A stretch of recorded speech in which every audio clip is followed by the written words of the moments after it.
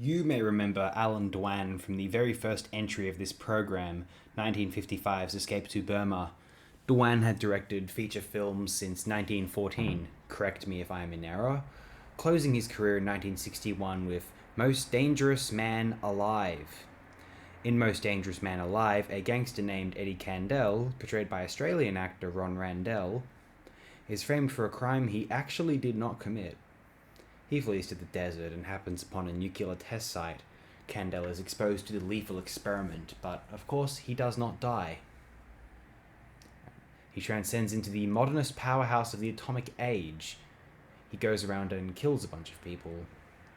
The film's fiery conclusion, flamethrowers en masse, is as Hegelian as cinema gets, I assume. This film's premise began as a storyline by an actor named Leo Gordon. It was called The Atomic Man. Leo Gordon went to his peer, Michael Pate, seeking assistance in rewriting the story. Gordon sold his rights to Pate, who took the story to his brother-in-law, a screenwriter named Philip Rock. The producer, one Benedict Burgos, I'm not sure if I'm butchering that, preferred to shoot the film as a television pilot, intending for it to be shown on television as 3 episodes, assuming it were picked for syndication. Traveling to Mexico to begin shooting in 1960, the Mexican film syndicates ruled that it was a feature film and required that it be made using a full film crew, being paid at feature film labor wages, and so apparently the budget tripled, according to a claim from a claim in a claim about a claim in a book about Dwan, the book being Frederick Lombardi's from 2013. Dwan stated he had to shoot the feature in 1 week instead of 5 weeks, but some members of the cast disputed this account. I don't know, I've not read this book. Sounds fascinating though. Now, I actually had a really superb experience watching this film, and even more so watching it a second time and knowing exactly what I was expecting. I think this is a magnificent film, a picture of dreamlike ambience and archetypal moods, pronounced yet unromantic, a vibrantly monotonous masterpiece, well, of sorts. There are several reasons why, and I can share them here and now as I've written some of them down as I viewed the film.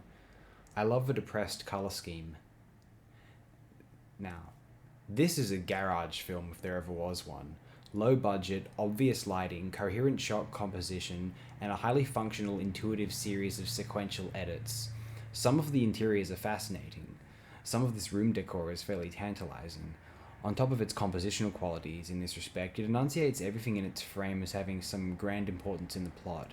Every action is relevant, and every object is a symbol of significance to the narrative and or subtext. Or innate subtext bereft of creator intent, let's say. Not every garage film can handle this latter quality, but every film with so passionate and lucid a production premise cannot help but be extremely considered, clear, and creatively relevant. Some of these films, due to their lack of traditional production resources, happen to be garage films, such as this one. I feel tempted to call this film accidentally surreal, a successor to stranger auteur ventures such as The Lady from Shanghai or The Woman on the Beach.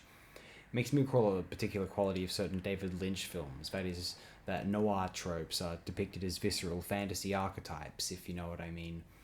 But there's more than that. This feels like a film you would watch in a dream. This is seriously one of my very favourite films we've discussed so far for this program. I would love to explore more Allan Dwan films for this program, then we can have a non-chronological series of deliberations upon his better films. Dwan was seemingly just a director for hire, but it is very hard to argue viewing his works and comparing them to the filmographies of other directors, say George Marshall, Henry King, or John Farrow, and even individuals of inarguable regard like King Vidor, that he did not care about these productions. An immense amount of care went into the staging and vivid luminosity of both this production and 1955's Escape to Burma, that can be no doubt. Their screenplays may have been ordinary, they may have been more or less just audience pleasers, but